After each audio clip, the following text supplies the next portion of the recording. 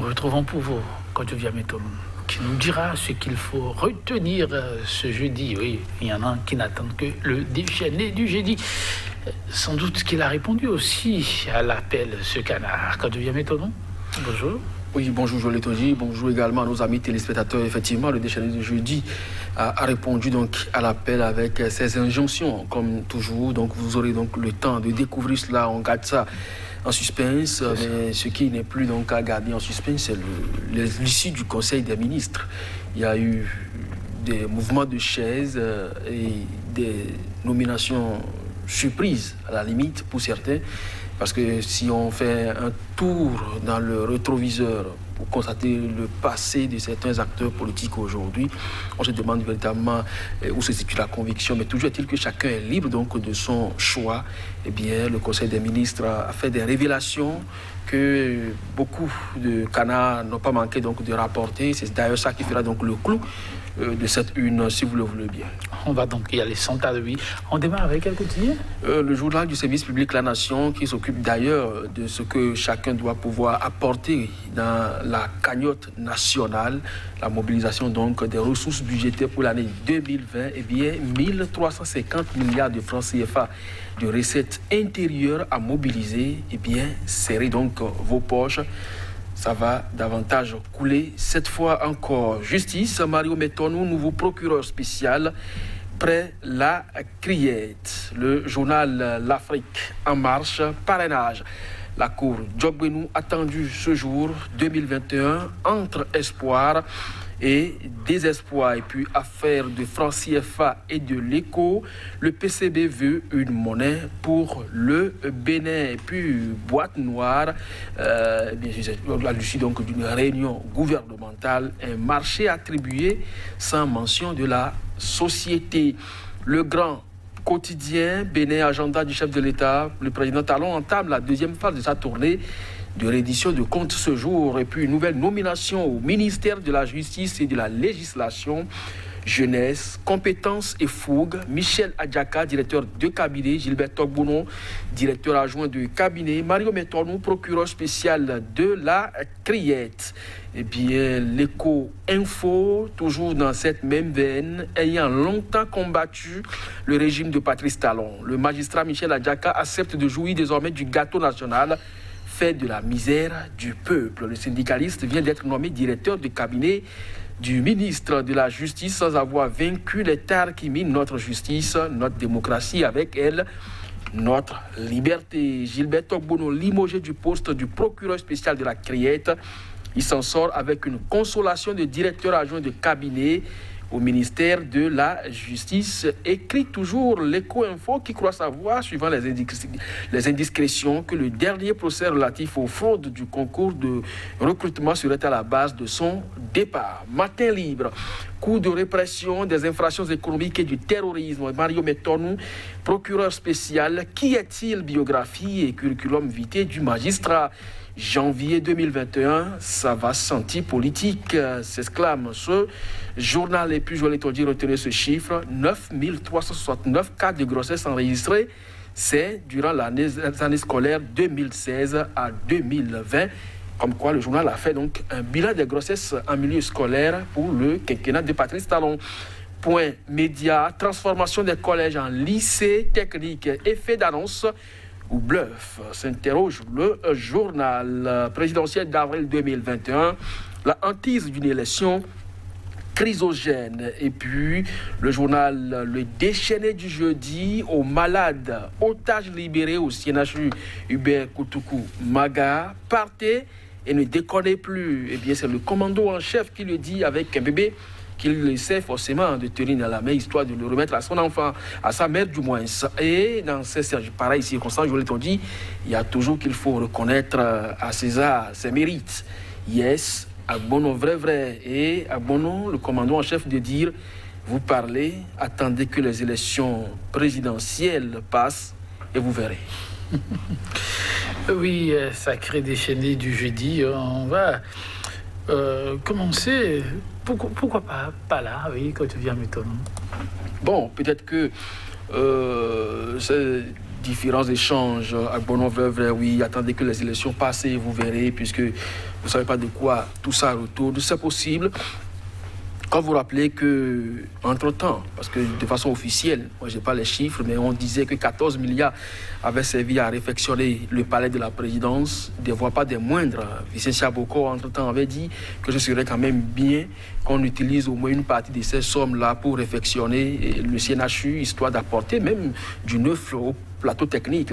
Vous rappelez également les cris d'alerte des dialysés du CNHU. Donc, ce n'est pas aujourd'hui que cela date, c'est fort longtemps sous ce régime, mais ils n'ont jamais eu d'écho. Il y a également l'ONG Bénin Diaspora qui, de l'extérieur, donne également de la voix pour que non seulement au niveau des morgues privées, le gouvernement soit regardant, mais surtout sur la question de la santé, du traitement donc des malades au niveau du CNHU, que ce soit donc ces mères qui accouchent et qui n'ont plus de quoi payer donc leur prise en charge pour pouvoir donc sortir et libérer donc les espaces, et également la question des dialysés. Mais aujourd'hui, c'est quand même curieux que ce soit à la veille donc de la fin du mandat du président Patrice Talon que ces gestes de magnanimité se notent au niveau donc du CNHU, donc au niveau de cette démunie. Alors qu'on sait très bien aussi qu'il y a un projet Arche qui existe, qui devrait en principe régler ces problèmes-là de toutes les façons. C'est des constats faits et bien déchaînés de jeudi. Peut-être sera trahi dans les jours à venir, si de ces genres d'actions se succèdent, sans quoi, eh bien, laissez les présidentielles passer et vous verrez. On laisse les présidentielles passer. On va tirer ensemble les conclusions du déchaîné du jeudi. On va vers l'Écho Info qui nous rapporte quelques nominations fortes avec des noms forts, des visages qui ne sont plus à rappeler. Michel Adjaka, Mario Betonou et Gilles Togbonon, voilà, le procureur. Vous avez parlé du changement de chaise musicale. Oui, tout à fait. Quand on sait très bien que Gilbert Togbonon, il était donc le procureur au niveau donc du tribunal avant de devenir procureur spécial au niveau de la Criette. Il a été remplacé entre-temps par Mario Metonou. Aujourd'hui, il quitte la Criette et c'est Mario Metonou qui le remplace. Donc à ce niveau, on peut quand même parler de mouvement de chaise, donc jeu de chaise au niveau donc de ces deux magistrats. Mais toujours est-il que c'est une continuité d'action.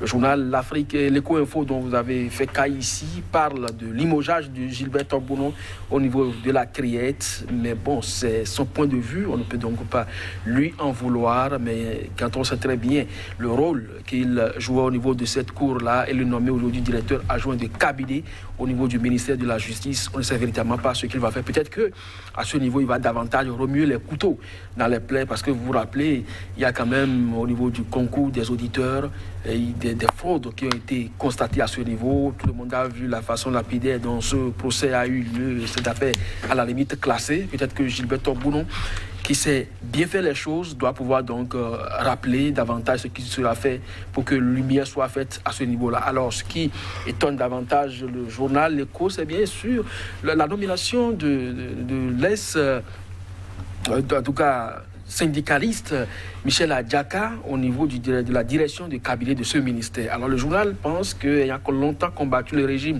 de Patrice Talon, eh bien le magistrat Michel Adjaka accepte de jouir désormais du gâteau national, fait de la misère du peuple, puisque le syndicaliste, selon le journal, vient d'être nommé directeur de cabinet du ministre de la Justice sans avoir vaincu les tares qui minent notre justice, notre démocratie, avec elle notre liberté. On se rappelle, il y a quelques mois encore, ou pour ne pas dire, oui, mois ou années en arrière, les combats de Michel Adjaka au niveau de l'UNAMAB. Malheureusement, ça n'a pas payé. Son mandat est arrivé à terme.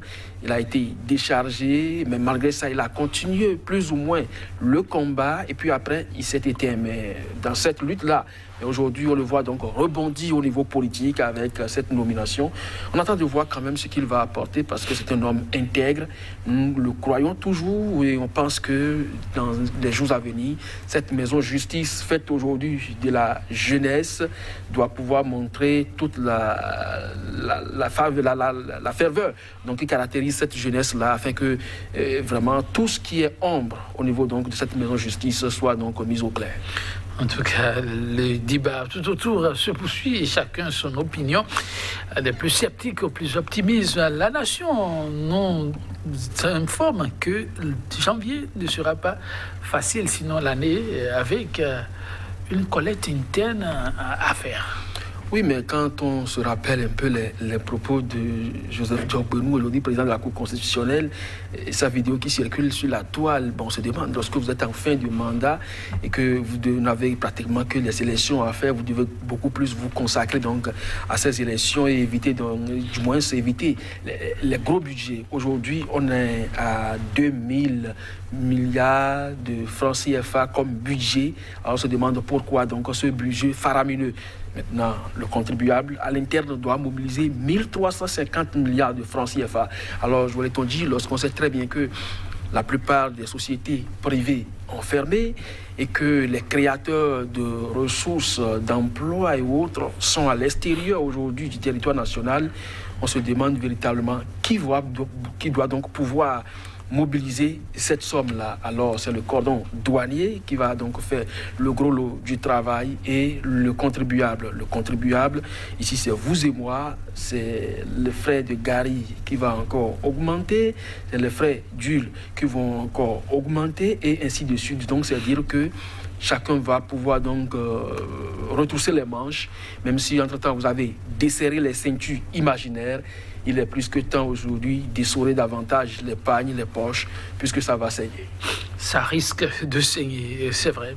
Là où ça fait déjà un peu trop mal, rapporte Matin Livre, ce sont ces parents qui envoient les enfants, jeunes filles, à venir de demain à l'école, mais qui en retour n'ont eu comme réponse que des cas de grossesse. Oui, le journal, comme je le disais tout à l'heure, a fait pratiquement comme un bilan du quinquennat de Patrice Talon, parce qu'il met donc en titre enseignement secondaire 2016 à 2020, et bien 9369 cas de grossesse enregistrés. Alors c'est peut-être les première fois que de pareilles statistiques sont rendues publiques. Peut-être que sous d'autres mandatures, on aurait pu enregistrer plus que ça ou moins que ça, mais toujours est-il que c'est suffisamment évocateur quand même de cette situation de précarité, surtout pour les jeunes filles. Lorsque vous attrapez pareille grossesse, ça bloque l'évolution au niveau scolaire et ce n'est pas encouragé. Merci à vous, que Dieu vienne maintenant. Chers téléspectateurs, ce sera tout. À demain.